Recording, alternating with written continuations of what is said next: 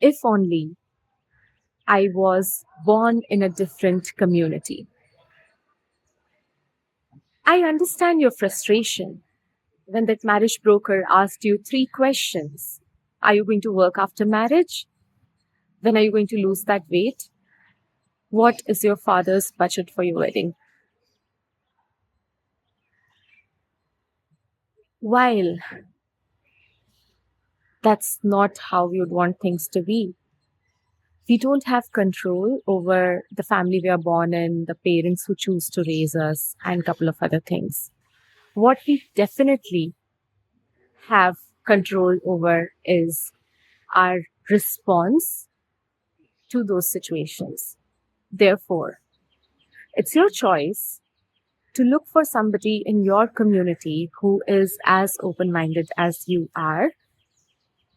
There are good people out there. However, if you're still finding it difficult, relax your filters. Look out for people who align with your values, your lifestyle, your goals, and you'll do just fine.